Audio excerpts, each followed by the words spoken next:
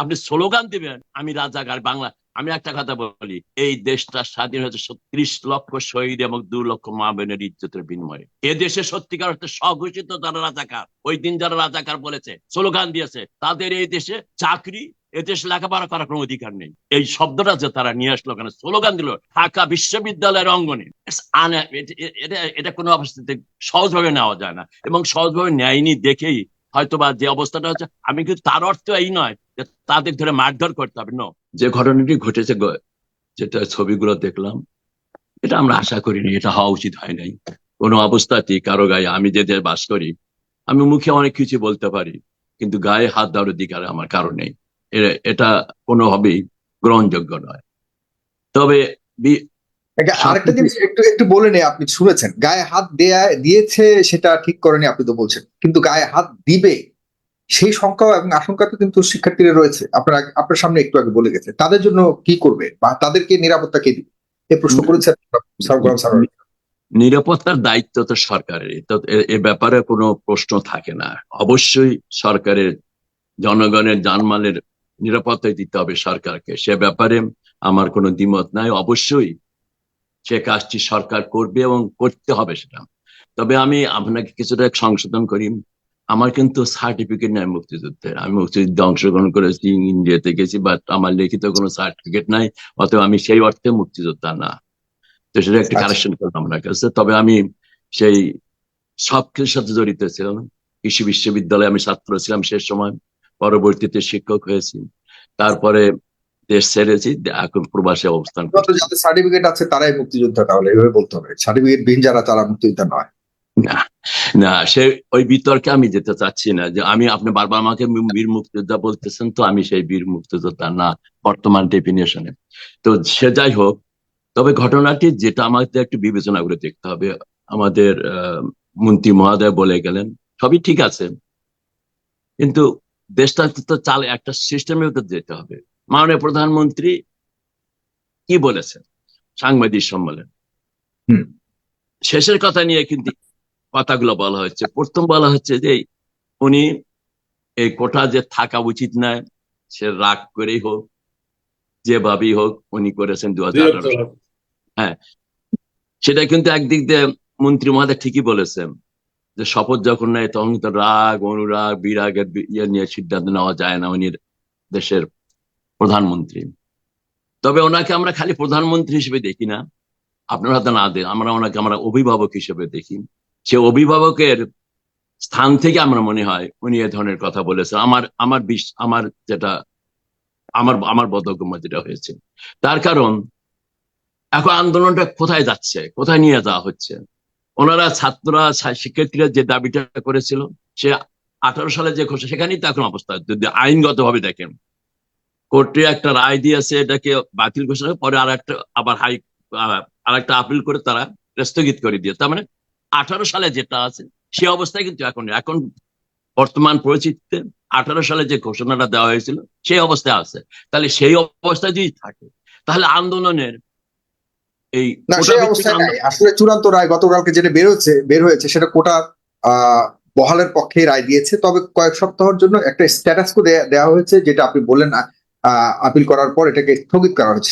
সেই স্থগিতের সময় আছে, সেই সময়ের পর আবারও কোটা বহাল হয়ে যাবে। তবে এই বহালকে যে কোনো রূপে রূপায়ণ করবার সমস্ত দায়ভার দিয়েছে সরকারকে আদালত। তারা আদালত বলেছে সরকার যদি বাতিল করতে চায়, বাতিলের ব্যাপারটা এভাবে আসেনি, বলেছে পরিবর্তন বা যে কোনো ধরনের তারা যদি এটাকে কমাতে বাড়াতে চায় সেটিও পারবে, যদি রেশিও পরিবর্তন করতে চায় এইভাবে একটা সেটা কিন্তু মাননীয় প্রধানমন্ত্রী ইঙ্গিত দিয়েছেন যে 3 সপ্তাহ বা 1 মাস পরে যখন রায়টা আসবে, তারপরে না তারা নির্বাহী ক্ষমতায়, সে তখন সিদ্ধান্ত। এই মুহূর্তে এই 21 দিন বা এই 1 মাস উনি কোনো সিদ্ধান্ত নিতে পারবেন না, এটা উনি বলেছেন। আমি ওনার সাংবাদিক সম্মেলনে ওনার বক্তব্য আমি শুনেছি। তারপরে এখানে এক সাংবাদিক যখন জিজ্ঞাসা করলো, ব্যাপারটা হলো সাংবাদিকেরা অনেক সময় উত্তক্ত করে প্রশ্ন করে। উনি একজনের ফ্যামিলির, তার ওয়াইফের কি ক্যান্সার হয়েছে, সে চিকিৎসার টাকা নাই, ইয়ে নাই। আরে গত 15 বছরে মুক্তিযোদ্ধা ভাইদের জন্য যা করেছে সরকার, জননেত্রী শেখ হাসিনা যা করেছেন, খালি মুক্তিযোদ্ধারা নয়, যতটা মুক্তিযোদ্ধা আমার মনে হয় তার চেয়ে বেশি, অর্ধেক মুক্তিযোদ্ধা হলো আমাদের, অনেকে বলি আমরা ভুয়া মুক্তিযোদ্ধা। এটা কিন্তু একদিন এর হিসাব বাইর করতে হবে। অ্যাকচুয়ালি মুক্তিযোদ্ধা কারা, অ্যাকচুয়ালি রাজাকার কারা। আমরা এখানে ব্যর্থ হয়েছি আজ পর্যন্ত। রাজাকারদের আমরা একটা লিস্ট বাইর করতে পারি।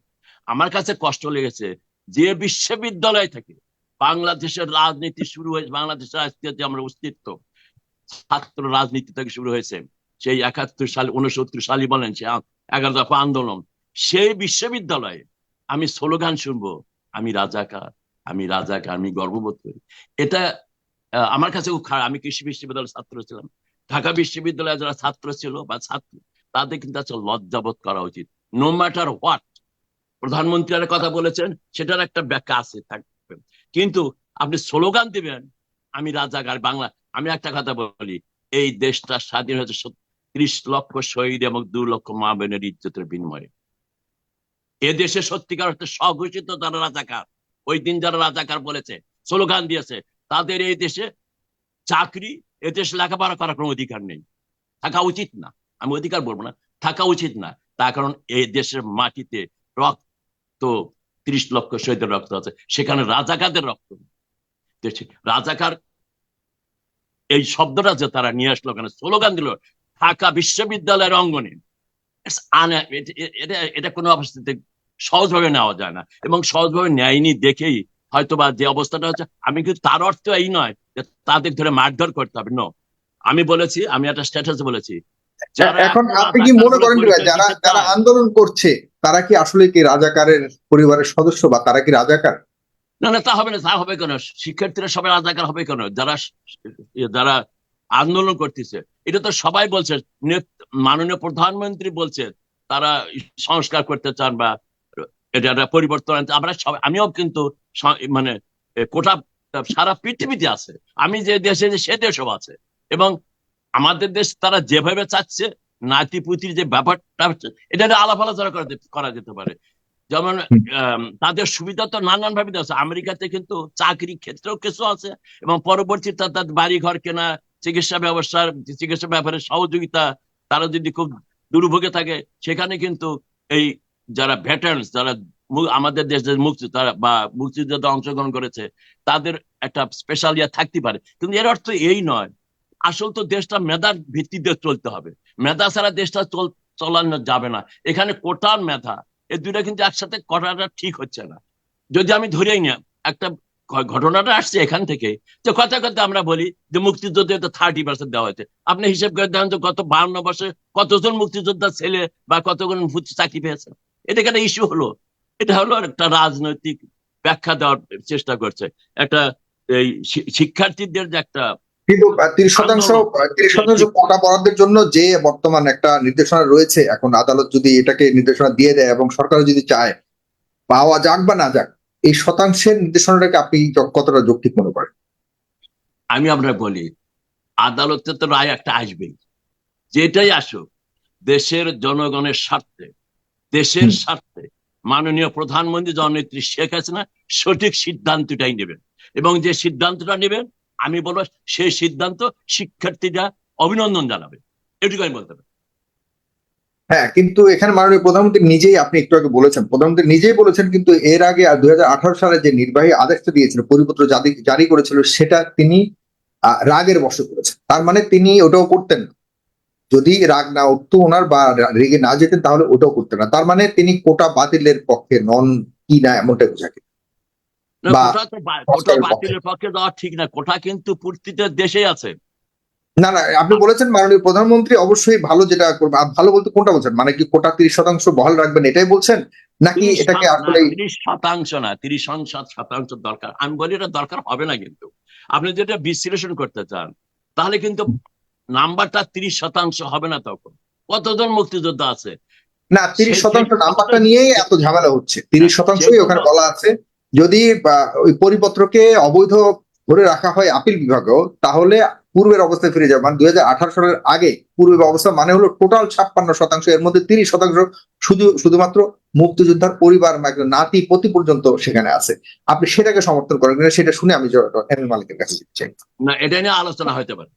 আমি মনে করি যে নাতি পুতি পর্যায়ে যাওয়াটা এটা একটা আহ, সব দিক বিবেচনা করে করা উচিত। দেশের মানে জিনিসটা তো দেশের জনগণের অর্থ দিতে এটা চলবে, সেদিকে লক্ষ্য রেখে আমার মনে হয়, আমি যেটা আবারও বলছি, তবে আপনি যে দেশে আছেন অন্য দেশে কি আসলে 30% পর্যন্ত মুক্তিযোদ্ধাদেরকে দেওয়া হয় কিনা? না এ দেশে তা হয় না। আমেরিকাতে হলো মুক্তিযোদ্ধাদের ওইভাবে এখানে তো মুক্তিযোদ্ধারা ভেটারান যারা যুদ্ধে অংশগ্রহণ করে তাদেরকে এরা বিভিন্ন মুক্তিযোদ্ধা হ্যাঁ, করে। ওখানে কি তাদের সন্তান বাংলাদেশ সন্ততি এবং এটা নাতিপুতিদেরকে আসলে এভাবে কোটা দেয় কিনা, চাকরি না দেয় না কিনা? না না না নাতিপুতিদের দেয় না, নাতিপুতিদের ব্যাপার না এখানে আচ্ছা, কোনো। আমরা ওটা নিয়ে কথা বলছি। জি, আপ- এটা জি, এটা দেওয়া হয় না। আপনাকে ধন্যবাদ। না না, কিন্তু কিন্তু কথা হলো এখানে কথা আছে না, এখানে একটা ব্যাপার এখানে দেখতে হবে হুম। এখানকার যারা মুক্তিযোদ্ধা আর বাংলাদেশের মুক্তিযোদ্ধা একটু ডিফারেন্ট। বাংলাদেশের মুক্তিযুদ্ধ হয়েছিল একটা না, আপনি স্বাধীনতার ওখানকার উদাহরণ দিয়েছিলেন তো এই কারণে বললাম। আমি না, আমি যতদূর জানি সেই সেখানে জন্য এমন সেই কোনো জন্য সিস্টেম নাই। সেই জন্য আমাদের আমাদের আমাদের বিবেচনা করতে হবে বাংলাদেশের প্রেক্ষাপটে, বাংলাদেশের জনগণের মনোভাবকে নিয়ে সামনে নিয়ে। আজকে শিক্ষার্থীরা যে আন্দোলন করতেছে, সে যৌক্তিক আন্দোলনই হোক আর অযৌক্তিক হোক, যে যেভাবে ব্যাখ্যা দেব না কেন, আমরা যারা শিক্ষিত মানুষ লেখাপড়া, আমরা কিন্তু যে কোনো জিনিসকে, আমি আরেকটা কথা বলি, আপনি যদি একজনকে মার্ডার করেন, সে মার্ডারেরও কিন্তু হাজারো গুণ যুক্তি থাকে যে কেন মার্ডার করেছে। অতএব এটা এটা সব সাবজেক্টিভ, এটা প্রত্যেকেরই একটা নিজের ওপিনিয়ন আছে। আমার সিদ্দিক মনে ভাইয়ের হয় মাঝে যে একটা জিনিস আমি সাপ্লিমেন্ট করতে চাই, যে মুক্তিযোদ্ধা 30% আছে বিগত মানে 10-15 বছরের বিশ্লেষণে পরিসংখ্যানে দেখা গেছে 8-8.5% উপরে কোন মুক্তিযোদ্ধা মানে আসতে পারে না। তাহলে কেন 30% থাকবে? তাহলে এটা এই জায়গাটা তো তাদের কথার তো ওই জায়গাটাই, যে সেখানে মেধার স্মার্ট বাংলাদেশ আমরা করতে চাই। স্মার্ট বাংলাদেশ করতে গেলে তো আমরা মেধার যোগ্যতা এটা থাকবে। যদিও আমি জাস্ট 30 সেকেন্ড নিচ্ছি, যদিও প্রিলিমিনারি পরীক্ষায় কম্পিটিশন দিয়ে আসতে হয়, এমনি পরীক্ষা কম্পিটিশন দিয়ে আসতে হয়, এই কোটাটা পরে করা হয়। পৃথিবীর সব দেশেই কোটা আছে, আপনার সাথে একমত। কিন্তু আমাদের দেশে এতগুলি রাখার কারণে এই মুহূর্তে তো ওই নাতিপুতি হয়তো 8.5% বেশি তো প্রোভাইডার নাই। তাহলে ওয়াই আমরা 30%-এর কথা বলতেছি? না না, জি, সেটা তো 30%-এর কথা আমি তো বলছি, সেটা আলোচনা করে করা যেতে পারে। আপনি যেটা হ্যাঁ, বলছেন সেটা বলেন। যে নিয়ে- তার মানে না না, আপনি সংস্কারের পক্ষে, এবং সংস্কার হোক এবং সেটাই আপনি বলতে সেটাই চাচ্ছেন। বলছি, সেটাই জি, বলছি যে শোনেন, জি, একবারে এখানে একটা ব্যাপার হয়েছে, একদিক দিয়ে ছাত্ররা আবার বিশ্ববিদ্যালয়ের শিক্ষকরা, এই যুগপৎ যে একটা আন্দোলন চলছে, এটা একটা কিন্তু এই সমস্ত জিনিসের ভেতর কিছুটা অ্যাডভান্টেজ নেওয়ার সুযোগ চেষ্টা করছে কিছু। আমরা যেটা বলি কিছু চক্র এটাকে ইন্ধন যোগানোর চেষ্টা করছে। তা না হলে অন্তত 2-3 সপ্তাহ তো একটা বিরতি দেওয়াই যেতে পারে।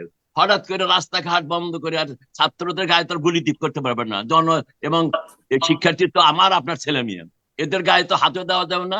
এদের বুঝায় বলতে হবে, এদেরকে বাস্তবতার রক্তাক্ত নিরিখে ছবি কথা বলতে দেখিয়েছি হবে। জনাব ডক্টর সিদ্দিকুর রহমান। রক্তাক্ত নারীরা, বিশেষ করে ছেলেরা তো মারামারি করে, আমাদের একটা রাজনৈতিক ঐতিহ্য আছে, সেটাকে মেনে নিলাম বা কোনোভাবে এটা নিয়ে তর্ক বিতর্ক করা যায়, কিন্তু সরাসরি ঢাকা বিশ্ববিদ্যালয় থেকে শুরু করে বিভিন্ন বিশ্ববিদ্যালয়ের নারী হলের নারী শিক্ষার্থীরা পুরুষদের দ্বারা বা ছাত্র শিক্ষার্থীদের ছাত্রদের লাঠির আঘাতের দ্বারা এবং অন্যান্য আক্রমণের দ্বারা তারা আহত হয়ে হসপিটালে ভর্তি হয়েছে। এটা আর আমি বলবো আগেই বলেছি, সাকিব এটা ভাই, গ্রহণযোগ্য না। এটা এটা এটা গ্রহণযোগ্য নয়। তবে আমি বিশ্ববিদ্যালয়ে শিক্ষকতা করেছি, ছাত্র ছিলাম সেই 60 আর্লি আর্লি 60 আমরা কিন্তু ছাত্র রাস্তায় মারামারি করেছি, একজনের মাথা জি, ফাটাইছি। জি, জি, এটা জি। এটা ঘটনাটা একেবারে মানে নতুন হয়েছে বাংলাদেশে সেদিন তা না কিন্তু, এবং যারা করেছে হুম। তারা করেছে, তারা প্রস্তুতি ছিল, এবং এটা উচিত না। মাত্র আমি কিন্তু আগে বলেছি, আপনার গায়ে হাত দিতে যাবো কেন? আমাদের মুখ আছে, আমাদের মাথা আছে, আমাদের কথা বলো, কথার মধ্য দিয়ে আমাদের যুক্তির মাধ্যমে জি, আমাদের এগিয়ে যেতে হবে। আপনাকে ধন্যবাদ। গায়ে